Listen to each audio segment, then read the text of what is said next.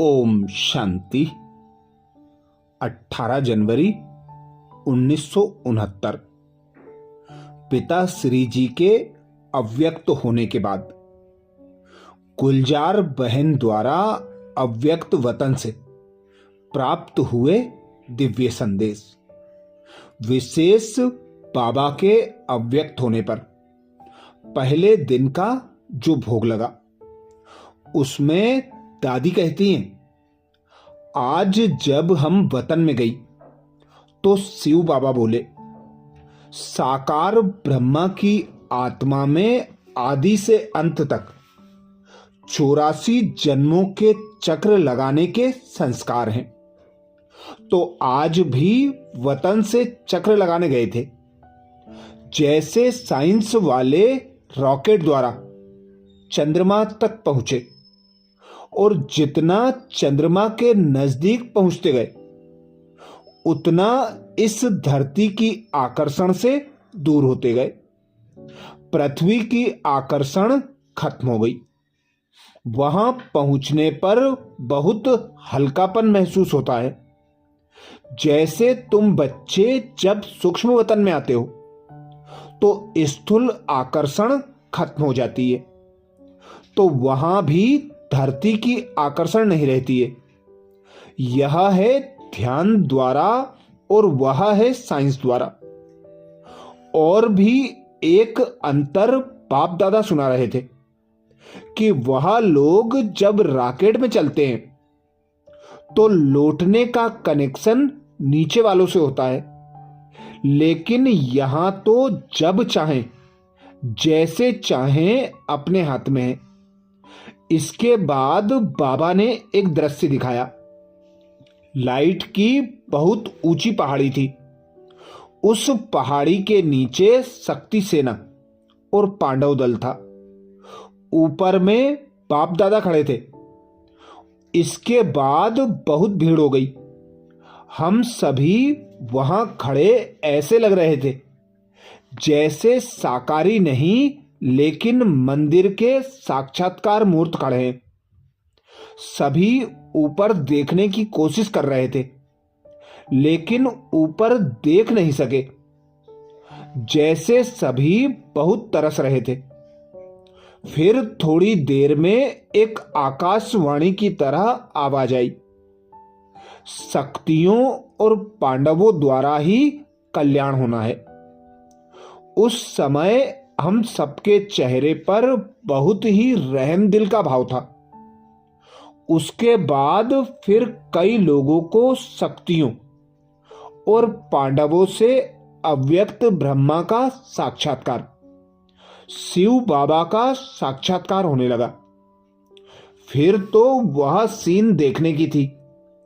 कोई हंस रहा था, कोई पकड़ने की कोशिश कर रहा था, कोई प्रेम में आंसू बहा रहा था, लेकिन सारी शक्तियां आग के गोले के समान तेजस्वी रूप में स्थित थीं। इस पर बाबा ने सुनाया, अंत समय में तुम्हारा यह व्यक्त शरीर भी बिल्कुल स्थिर हो जाएगा। अभी तो पुराना हिसाब किताब होने के कारण शरीर अपनी तरफ खींचता है, लेकिन अंत में बिल्कुल स्थिर तथा शांत हो जाएगा। अपनी तरफ कोई भी हलचल न मन में न तन में रहेगी, जिसको ही बाबा कहते हैं देही अभिमानी स्थिति। दृश्य समाप्त होने के बाद बाबा ने कहा, सभी बच्चों को कहना कि अभी देही अभिमानी बनने का पुरुषार्थ करो। जितना सर्विस का ध्यान है, उतना ही इस मुख्य बात पर भी ध्यान रहे कि देही अभिमानी बनना ही है। ऐसे ही पिता श्री जी के अव्यक्त होने के बाद दूसरे दिन का जो विशेष भोग लगा, उसमें बाबा ने विशेष इशारा दिया, पुराने संस्कार रूपी पत्तों को समाप्त कर बीज रूप अवस्था बनाओ। दादी कहती, आज जब मैं वतन में गई तो बाप दादा सभी बच्चों का स्वागत करने के लिए सामने उपस्थित थे। जैसे ही मैं पहुंची तो जैसे साकार रूप में दृष्टि से याद लेते थे वैसे ही अनुभव हुआ, लेकिन आज की दृष्टि में विशेष प्रेम के सागर का रूप इमर्ज था। एक एक बच्चे की याद नैनों में समाई हुई थी। बाबा ने कहा, याद तो सभी बच्चों ने भेजी है, लेकिन इसमें दो प्रकार की याद है। कई बच्चों की याद अव्यक्त है, कईयों की याद में अव्यक्त भाव के साथ व्यक्त भाव मिक्स है। 75% बच्चों की याद अव्यक्त थी, लेकिन 25% की याद मिक्स थी। फिर बाबा ने सभी को स्नेह और शक्ति भरी दृष्टि देते घिट्टी खिलाई। फिर एक दृश्य इमर्ज हुआ तो क्या देखा कि सभी बच्चों का संगठन खड़ा है और ऊपर से बहुत फूलों की वर्षा हो रही है। बिल्कुल चारों ओर फूलों के सिवाय और कुछ देखने में नहीं आ रहा था। बाबा ने सुनाया, बच्ची, बाप दादा ने स्नेह और शक्ति तो बच्चों को दी है, लेकिन साथ साथ दिव्य गुण रूपी फूलों की वर्षा शिक्षा के रूप में बहुत की है। परंतु दिव्य गुणों की शिक्षा को हरेक बच्चे ने यथाशक्ति ही धारण किया है। इसके बाद फिर बाबा ने दूसरा दृश्य दिखाया। 3 प्रकार के गुलाब के फूल थे, एक लोहे का, दूसरा हल्का पीतल का और तीसरा रियल गुलाब था। तो बाबा ने कहा, बच्चों की रिजल्ट भी इस प्रकार है। जो लोहे का फूल है, यह बच्चों के कड़े संस्कार की निशानी है। जैसे लोहे को बहुत ठोकना पड़ता है, जब तक गर्म ना करो, हथौड़ा ना लगाओ तो मुड़ नहीं सकता। इसी तरह कई बच्चों के संस्कार लोहे की तरह कड़े हैं, जो कितना भी भट्टी में पड़े रहें लेकिन बदलते नहीं हैं। दूसरे वे जो मोड़ने से व मेहनत से कुछ बदलते हैं। तीसरे वे जो नेचुरल ही गुलाब है। ये वही बच्चे हैं जिन्होंने गुलाब समान बनने में कुछ मेहनत नहीं की। ऐसे सुनाते सुनाते बाबा ने रियल गुलाब के फूलों को अपने हाथों में उठाकर थोड़ा घुमाया। घुमाते ही उसके सारे पत्ते गिर गए और सिर्फ बीज का बीज रह गया। तो बाबा बोले, देखो बच्ची, जैसे इसके पत्ते कितनी जल्दी और सहज अलग हो गए, ऐसे ही बच्चों को ऐसा पुरुषार्थ करना है जो एकदम फट से पुराने संस्कार, पुराने देह के संबंध रूपी पत्ते छट जाएं और फिर बीज रूप अवस्था में स्थित हो जाएं।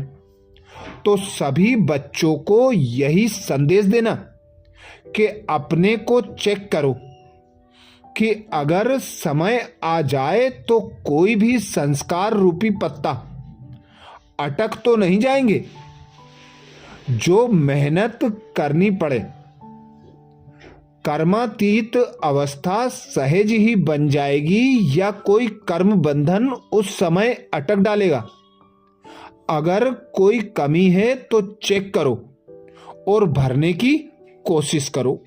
ऐसे ही पिता श्री जी के अव्यक्त होने के बाद तीसरे दिन का जो विशेष भोग लगा, उसमें बाबा ने अटेंशन दिलाया। स्नेह और संगठन के लिए 1-2 की राय को रिगार्ड दो।